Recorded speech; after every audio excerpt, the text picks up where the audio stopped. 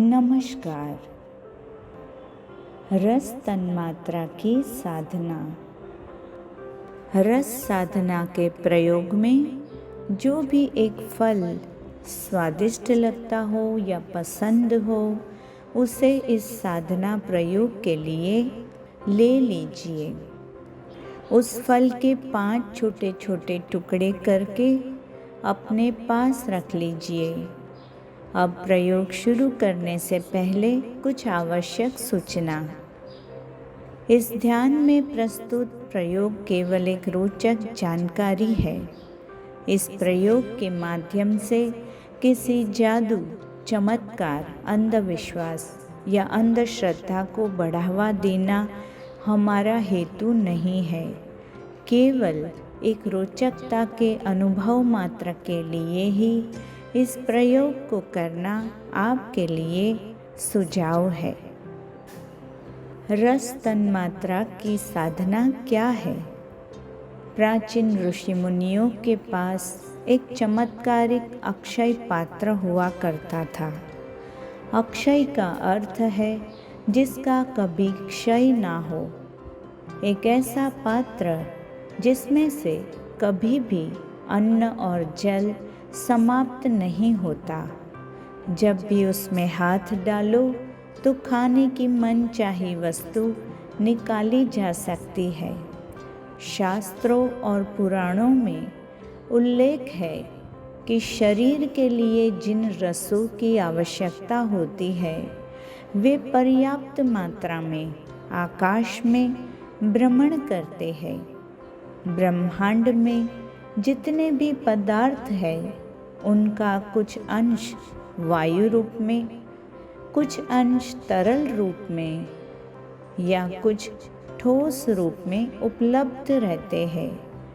अक्सर हम अन्न को ठोस रूप में ही देखते हैं, किंतु अन्न भूमि, जल और आकाश में परमाणु और अणु के स्वरूप में व्याप्त रहता है और आकाश में अन्न का वायु रूप हर स्थान पर उपलब्ध होता है।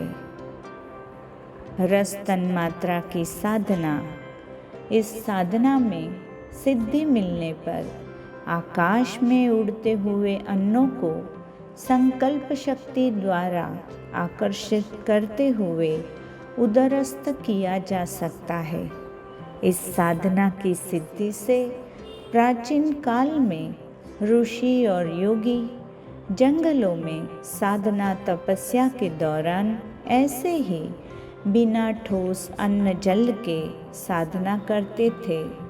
वे रस तन्मात्रा साधना से ही आहार प्राप्त कर लेते थे और आवश्यकता होने पर दूसरों के लिए आहार, औषधि इत्यादि आकाश से उत्पन्न भी कर सकते थे। रस तन्मात्रा की साधना कैसे अभ्यास करनी है? यह साधना केवल हमारी रोचकता को संतुष्ट करने के लिए है। अब आंखें बंद करते हुए आपकी पसंद के फल के 5 टुकड़ों में से एक टुकड़ा अपनी जिह्वा के अग्रभाग पर यानी जीभ के आगे के हिस्से में आधी मिनट तक उस टुकड़े को खाना नहीं है या निगलना भी नहीं है। केवल जीभ के आगे के भाग पर रखना है। जीभ के स्वाद कोश, टेस्ट बर्ड उस फल के रस की अनुभूति को ग्रहण करेंगे, जिस कारण उस फल के टुकड़े का स्वाद आपको अनुभव होता रहेगा।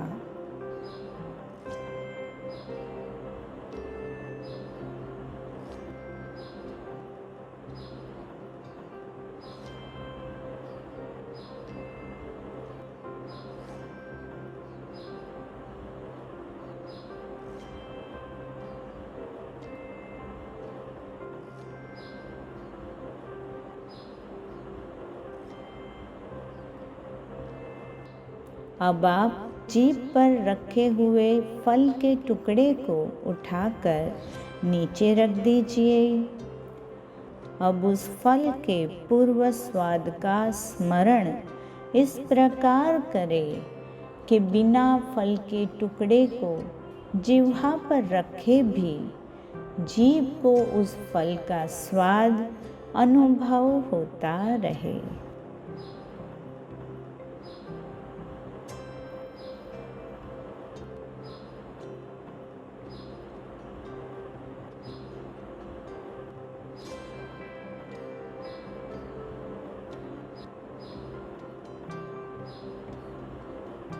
थोड़ी ही क्षणों में वह अनुभव शिथिल होने लगेगा और तब हम फिर से दूसरा टुकड़ा उसी तरह जिह्वा के अग्रभाग पर रखेंगे।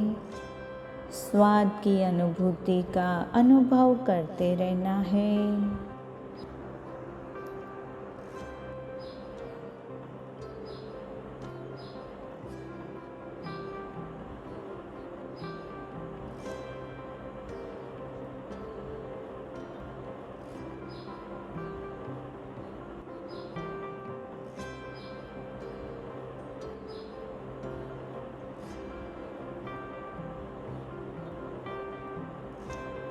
अब इस टुकड़े को भी जीभ से हटाकर नीचे रख दीजिए और फिर से अब स्वाद का स्मरण करें। बिना फल के टुकड़े को जिह्वा पर रखे जीभ को उस फल का स्वाद अनुभव होने लगेगा।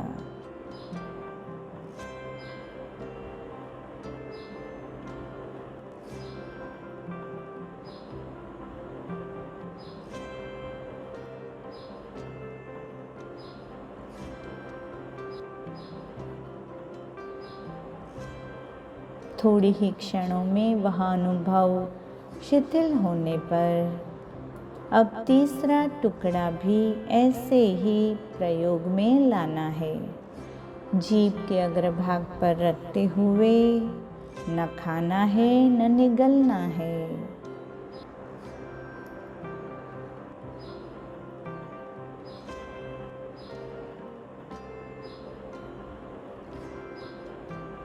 जीभ को उसके स्वाद का अनुभव होता रहेगा।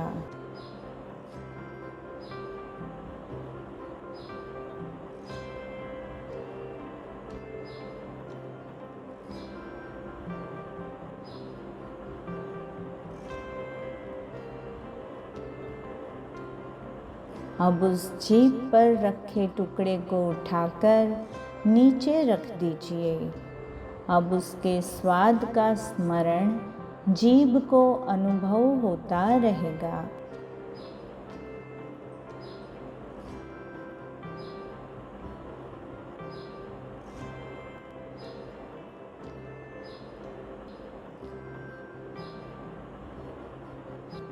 जब स्वाद का अनुभव शिथिल होने लगेगा तब फिर से चौथा टुकड़ा उसी तरह जिह्वा के अग्रभाग पर रखिए। स्वाद की अनुभूति करते रहनी है।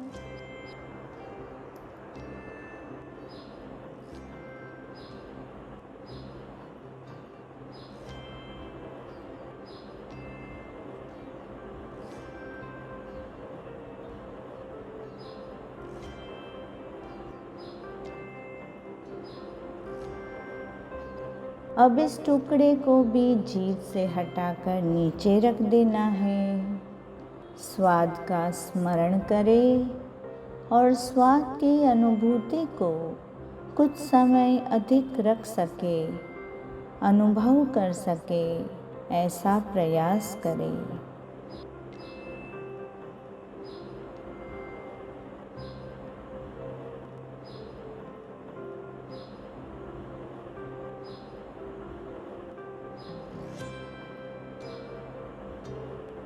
स्वाद की अनुभूति जिह्वा पर जब शिथिल होने लगे तब अंतिम टुकड़ा जीभ के अग्रभाग पर रखना है। स्वाद की अनुभूति करते रहनी है। न खाना है न निगलना है।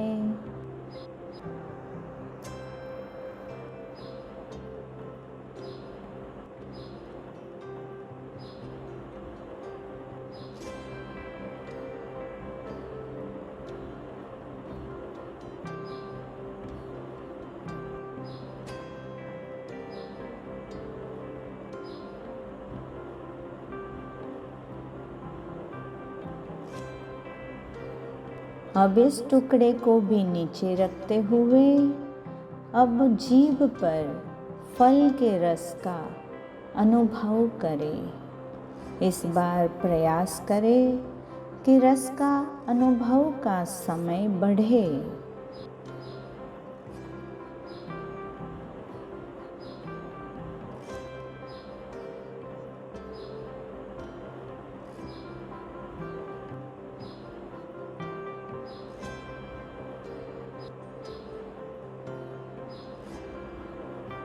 कुछ समय के बाद जब आप इस प्रयोग में अनुभव पूर्ण कर लो, तब बिना कोई खाद्य पदार्थ जीभ पर रखे केवल भावना मात्र से आपकी इच्छित खाद्य वस्तु या खाद्य पदार्थ का पर्याप्त समय तक रसास्वाद किया जा सकता है।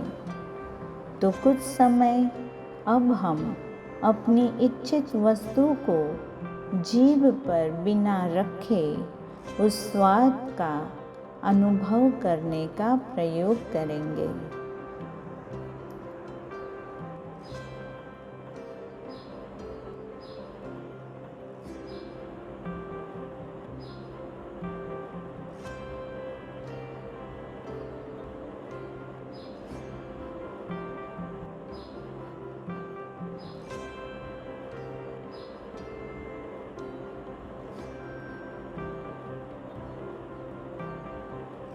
यह केवल एक प्रयोग अभ्यास है। निजी स्तर पर सभी के अनुभव एक दूसरे से भिन्न हो सकते हैं। जब आप अनुभवों से तृप्त हो जाए तो इस अभ्यास प्रयोग ध्यान से बाहर आ जाए।